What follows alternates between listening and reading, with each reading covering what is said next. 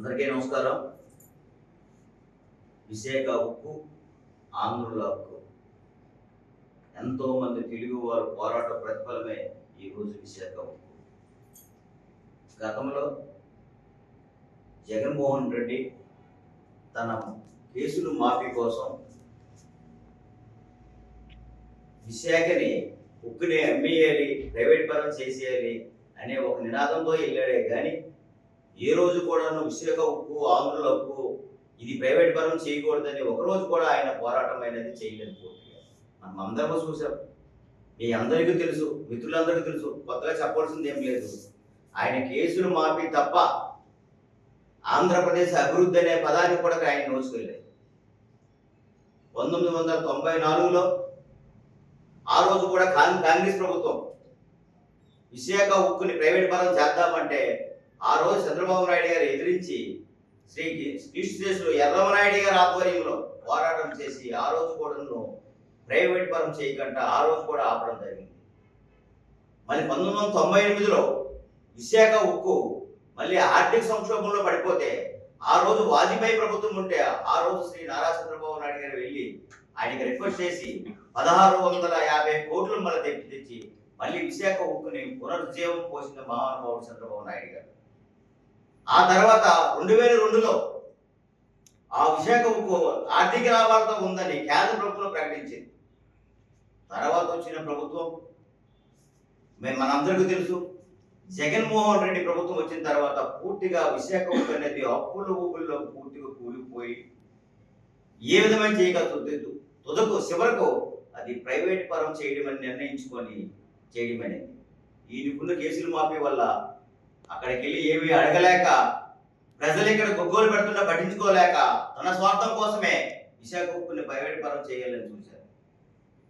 మొన్నను కేంద్ర మంత్రి వారి కుమారస్వామి గారు, ఉక్కు పరిశ్రమల కేంద్ర మంత్రి కుమారస్వామి గారు మన విశాఖ ఉక్కు పర్యటన చేయడానికి వస్తే ఆర్థిక సంక్షోభంలో ఉందని చెప్పి మన రాష్ట్ర అధ్యక్షులు పల్లా శ్రీనివాసరావు గారు, ఎంపీ గారు భర్త గారు రిక్వెస్ట్ మేరకు 1650 కోట్లు అనేది మొన్ననివ్వడం జరిగింది. 2 విడతలుగా జిఎస్టీ కట్టడానికి 500 కోట్లు, 1150 కోట్లేమో దాని ఆర్థిక లావాదేవీలు మళ్ళీ చేయడానికి మొన్న చేయడం.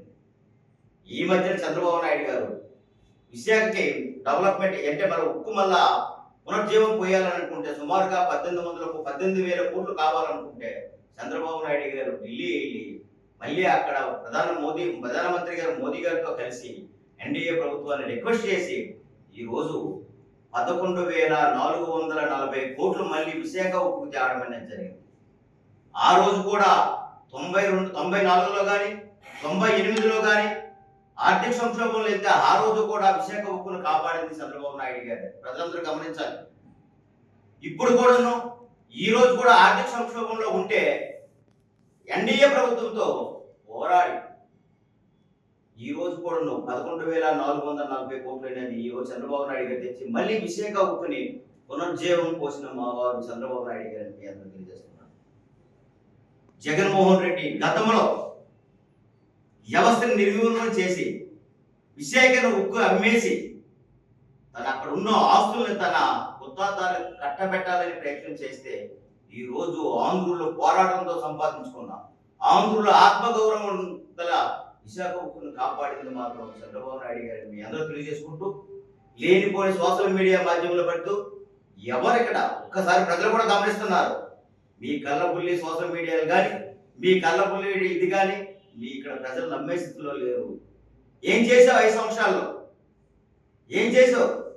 22 మంది ఎమ్మెల్యేలు వస్తే, కేంద్ర ఎంపీలు వస్తే కేంద్ర రాష్ట్ర మెడలో ఉంచి ప్రత్యేక హోదా తెస్తారని చెప్పి ఆ రోజు ప్రగల్భాలు కలిపి ఆంధ్రులందరినీ మోసం చేసి తుదకు నీ కేసులు మాఫీ కోసం నువ్వు పోరాడితే ఈ రోజు చంద్రబాబు నాయుడు గారు ఆంధ్రుల ఉక్కు ఆత్మగౌరవం కోసం ఆయన ఢిల్లీ వెళ్ళి ఈ రోజు తాలూకా ఆంధ్రుల ఉక్కు ఆంధ్రుల ఆత్మగౌరవం అని చెప్పి ఈ రోజు మన తాలూకా ఉక్కు పరిశ్రమను కాపాడిన మహానుభావుడు చంద్రబాబు నాయుడు గారు. ప్రజలందరూ గమనిస్తున్నారు. అందుకోసమే ఈ రోజు అందరూ హ్యాపీగా ఉన్నారు. ఆంధ్రప్రదేశ్ ప్రజలందరూ కూడా విశాఖ ఉక్కు ఈ రోజు ప్రైవేట్ పరం అవడం లేదు. ఈ రోజు మన సొంతం అవుతుంది. ఈ రోజు అంతా అభివృద్ధి పదంలో రన్ అవుతుందని తెలియజేసుకుంటూ మరొకసారి ఖబర్దార్ జగన్మోహన్ రెడ్డి, మళ్ళీ తప్పుడు మాధ్యమాలతో సోషల్ మీడియాలో పెట్టకుండా వాస్తవాల పరిగణన తీసుకొని వాస్తవాలు సోషల్ మీడియా కూడా ఒక విషయం. మన మానవ పురోగతికి సోషల్ మీడియా ఉపయోగించాలి కానీ ఒక రాంగ్ ట్రాక్ కోసం సోషల్ మీడియా ఉపయోగించకూడదు. కాబట్టి దీన్ని తీవ్రంగా ఖండిస్తున్నామని తెలియజేసుకుంటూ సెలవు తీసుకుంటాం.